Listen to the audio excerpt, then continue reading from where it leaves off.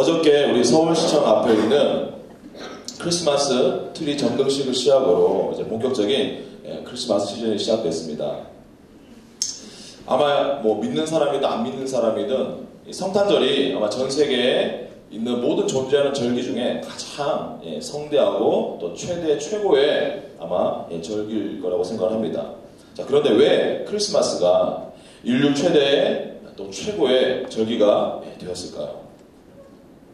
그것은 바로 우주의 왕이신 하나님께서 당신의 아들 예수님을 이 땅 가운데 보내신 날을 기념하는 절기이기 때문일 것입니다. 그렇다면 왜 하나님은 예수님을 이 땅 가운데 보내셨을까요? 바로 예수 그리스도의 그 피를 인류의 생명을 위해 흘리게 하시기 위해서 바로 당신의 아들을 이 땅 가운데 보내셨습니다.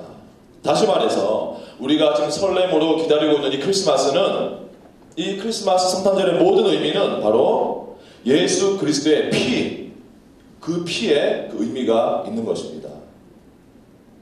그렇기 때문에 우리는 예수님께서 십자가에 흘리신 그 보배로운 피, 그 보혈이 나와 무슨 관계가 있는지, 그리고 그 피가 내 안에서 어떤 역사를 일으켰는지를 내가 알지 못하고 믿지 못하면 우리는 그냥 세상 사람들과 같이 이 크리스마스를 이 송년을 흥분함에 보내기 위한 세상적인 그냥 페스티벌로 밖에 우리가 경험할 수밖에 없을 것입니다.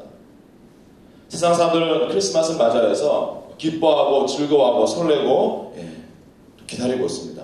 그러나 이 땅 가운데 자신의 하나밖에 없는 독생자를 33년 동안 이 땅 가운데 살게 하고 난 다음에 상상할 수 없는 고통으로 십자가에서 물과 피를 다 쏟게 하시고 그러한 죽음을 예견하시면서 그 아들을 보내신 그 하나님 아버지의 그 마음은 과연 어땠을까요?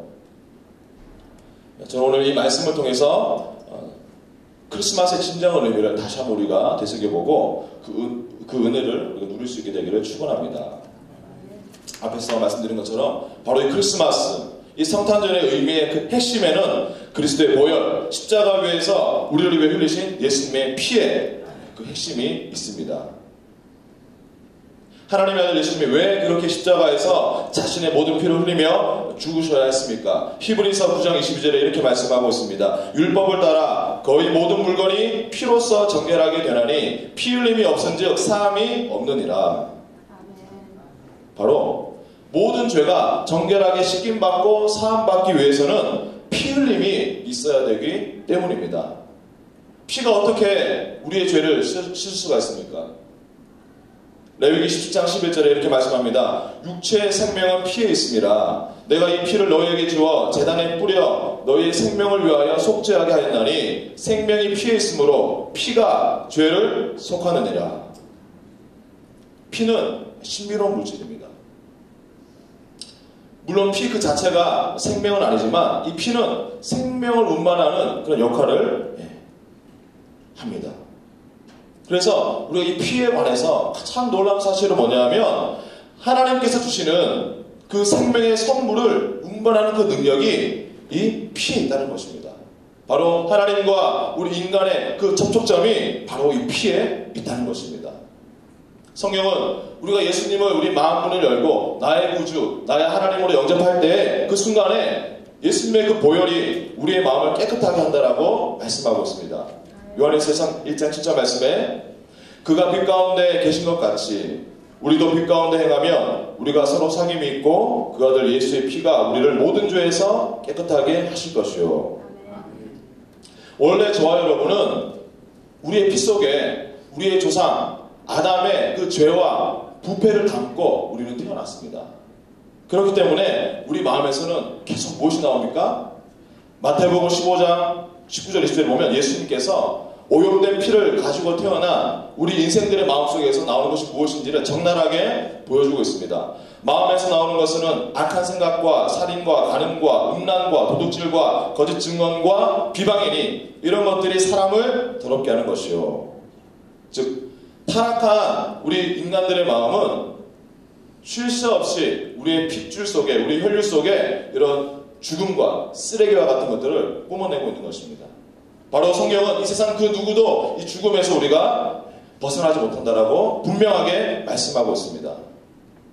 그렇기 때문에 우리에게는 죄에 오염되지 않는 완전한 피, 참된 생명을 가진 그 피로 우리가 수혈받지 않으면 우리는 영원한 사망에 이룰 수밖에 없다라고 말씀하고 있는 것입니다. 그래서 하나님은 예수님을 이 땅에 보내셔서 예수님의 그 완전한 피를 저와 여러분과 온 인류를 위해서 우리를 구원하기 위해서 흘리게 하신 것입니다. 바로 하나님의 그 생명을 담은 예수 그리스도의 그 피가 온 인류에게 영원한 생명을 가져다 주었습니다. 베드로전서 1장 18절 19절에서는 예수님의 이 완전한 피와 그 피의 효력에 대해서 이렇게 말씀하고 있습니다.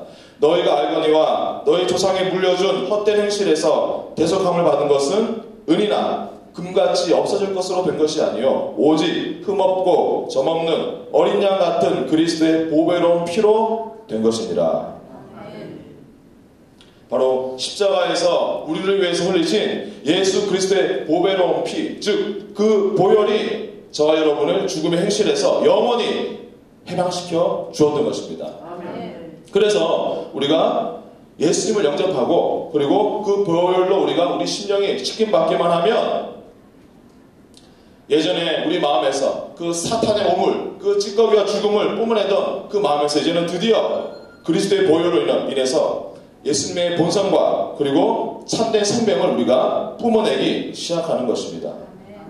자, 이러한 피에 대한 영적인 원리를 하나님으로부터 계시받았던 구약시대의 백성들, 예수님이 오시기 전에 이 땅에 살았던 이스라엘 백성들은 이러한 원리를 알았기 때문에 늘 하나님 앞에 동물의 피를 가지고 제사를 드렸습니다. 구약시대 죄인들은 자신의 죄를 속하기 위해서 양이나 염소를 성소로 가져옵니다. 그리고 그 양이나 염소 위에 자신의 손을 얹고 자신의 죄를 고백합니다. 그리고 그 제물을 제사장에게 주면 제사장은 그 제물을 잡아서 그 피를 땅에 흘리거나 제단불에 바르거나 성소에 가져서 뿌림으로써 그 죄를 사합니다. 그러나 이런 구약시대의 제사는 영원할 수가 없습니다. 그 구약시대의 이 피는 그때그때 그 사람의 죄를 잠시 잠깐 덮어줄 수는 있었지만 그 사람이 그 죄에서 해방시켜 줄 수 있는 능력은 없었던 것입니다. 구약시대의 제사와 동물의 제물의 피에는 그런 능력이 없었습니다. 그러나 예수님 자신이 직접 우리를 위한 제물이 되어서 십자가에서 드린 그 희생제사는 완전히 차원이 다른 그런 제사였습니다. 여러분, 일단 제물에서부터 비교가 안 됩니다. 양과 염소하고 하나님의 아들 예수님이 어떻게 비교가 될 수 있겠습니까? 마찬가지로 그 혈육 또한 우리가 비교할 수 없습니다. 양과 염소의 피와는 달리 예수님이 우리를 위해 흘리신 그 피는 우리 죄를 영원히 덮을 뿐만이 아니라 우리에게 영원한 생명을 주시고 또 우리가 이제는 그 죄를 이길 수 있는 권세와 능력을 우리 안에 공급해 주시는 것입니다. 바로 이 구약시대의 양과 염소의 피는 예수님의 그 피의 모형이었습니다. 이 구약시대 아마 피의 모형 중에 가장 대표적인 것이 유월절 사건일 것입니다. 신명기 12장에 보면 하나님은 모세를 통해서 이스라엘에게 내릴 마지막 10번째 재앙에 대해서 어떻게 대비해야 되는지 명령하십니다. 뭡니까? 각 가정마다 가정당 양 한 마리를 잡아서 그 양을 죽여서 그 피를 양쪽 문 옆에 양쪽 기둥에 바르고 또 현관 위에 들어가는 그 임방에 발라라. 그리고 아침이 될 때까지 단 한 사람도 그 피가 묻은 집 밖으로 나가지 말라. 이렇게 하나님이 오더를 주셨습니다. 이 하나님의 명령을 귀 기울이고 순종하고 정말로 그들이 양을 잡고 피를 발랐던 그 집안은 하나님이 그 피를 보고 그 집을 넘어가서 하나님이 10번째 그 재앙이 그 가정 가운데 임하지 않았습니다. 그러나 그 피를 바르지 않았던 가정, 그리고 이집트의 그 불신앙의 그 가정들은 모든 집안의 마지들이 다 그날 밤에 죽었습니다. 심지어 가축의 그 땅에 있는 가축의 첫 번째 난 것도 다 이때 이 밤에 다 죽게 된 것입니다. 바로 이 유월절 사건에서 하나님은 그 피가 발린 집안에 있는 그 사람의 죄를 본 것이 아니라 그 집에 발린 양의 피, 오직 그것만 보셨습니다. 마찬가지로 하나님은 우리를 덮은 어린 양 대신 예수 그리스도의 피를, 예수님의 피를 보실 때 저와 여러분 안에 있는 우리의 죄는 전혀 보지 않으십니다. 바로 우리를 덮고 있는 그 덮개, 예수 그리스도의 그 보혈만 보시는 것입니다. 그렇기 때문에 베드로전서 1장 2절 말씀을 보면 바로 우리가 믿음과 순종 가운데서 예수 그리스도의 핏뿌림을 얻어야 된다, 이렇게 분명하게 말씀하고 있습니다. 오늘 설교 본문 말씀이었던 요한계시록 12장 11절을 보면 바로 이 어린 양 되신 예수님의 피가 결국 이 땅에서 우리가 사단과 그 마귀의 권세들, 어둠의 권세들과 우리가 대상으로 싸우는 영적 전쟁에 있어서 가장 강력하고 효과적인 무기인 것을 우리에게 알려주고 있습니다. 뭐라고 말씀하고 있습니까? 또 우리 형제들이 어린 양의 피와 자기들이 증언하는 말씀으로써 그를 이기었으니 그들은 죽기까지 자기들의 생명을 아끼지 아니하였도다.